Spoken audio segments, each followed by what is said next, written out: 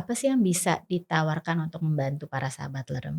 Oke, jadi para sahabat lerem pada dasarnya gini, setiap dari kita itu kan dalam hidup pasti punya cita-cita, punya Mmm, mimpi, punya mmm, keinginan. Saya mau naik haji 2 tahun lagi, saya mau menyekolahkan anak saya sampai universitas, mmm, maunya universitas yang terbaik atau mmm, bahkan mungkin, ke luar negeri gitu kan. Kemudian saya mau, make sure kalau saya sampai sakit tiba-tiba, keluarga nggak repot, nggak perlu sampai ngutang kanan kiri, nggak mesti jual aset mmm, gitu, mmm, tapi ada asuransi yang bisa memenuhi pembayaran gitu.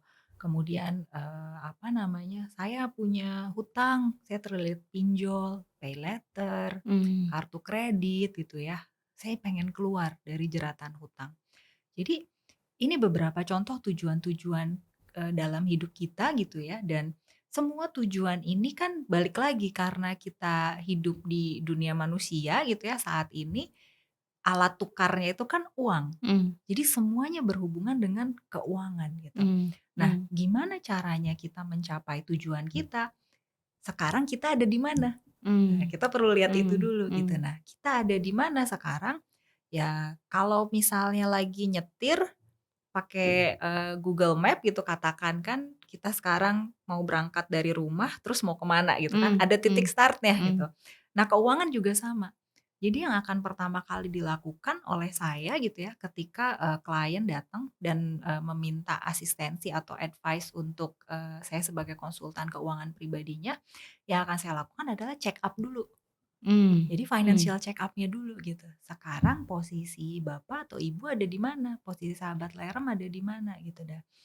Ini, eee, bagi kita gitu ya, mungkin kalau pas kita ke dokter bawa ronsen, kan ronsen apa ya, kayak cuma hitam putih doang mmm, gitu kan, terus mmm, kok mmm, dokter bisa lihat gitu ya, "Ini putih, kamu ada ini, ada mhm, itu," gitu. mhm, mhm, Nah, kalau buat saya sebagai financial educator dan financial consultant, saya tuh dikasih angka saya bisa lihat ceritanya. mmm, Cerita hidup mmm, seseorang tuh dari situ sebenarnya terlihat gitu. Jadi, eee, kasih saya angka semua, sahabat lerem punya aset, punya hutang, punya pendapatan, pengeluaran pos-posnya kemana aja, nanti dari situ saya bisa analisa, sehat atau tidak. mmm, Kalau mmm, sehat, oke, ada surplusnya berapa banyak mau dipakai untuk mencapai yang mana dulu nih, mmm, keinginan mmm, yang mana. mmm, Kalau nggak sehatnya karena apa? mmm, Apakah terlilit hutang? Apakah income-nya memang kurang?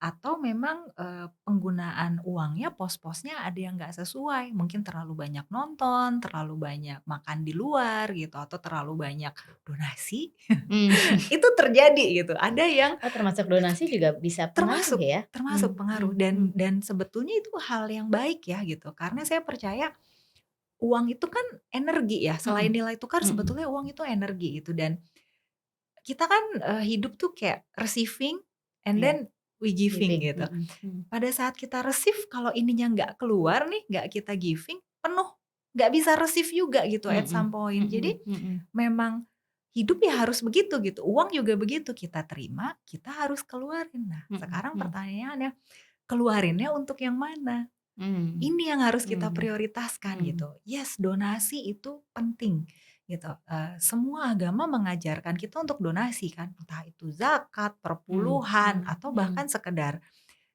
ini yang kadang suka lupa ya, datang ke kawinan, beli kado ulang tahun temen, itu mmm, mhm, sebetulnya budgetnya pos yang sama tuh, mmm, mmm, donasi juga mmm, gitu. Nah, mmm, mmm, selama kita tahu, saya nih kapasitas, keuangannya seberapa besar, saya mau budgetkan untuk pos yang itu berapa persen, mmm, itu mmm, aman.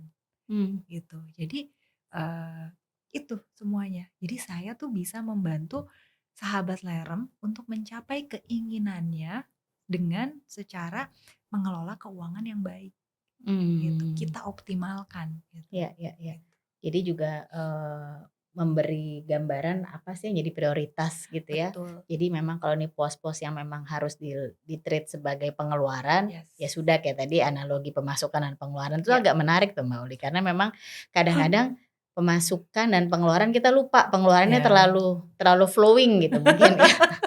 Jadi ujung-ujungnya besar pasak daripada tidak. Oke Mbak Uli, sangat-sangat menarik. Eee,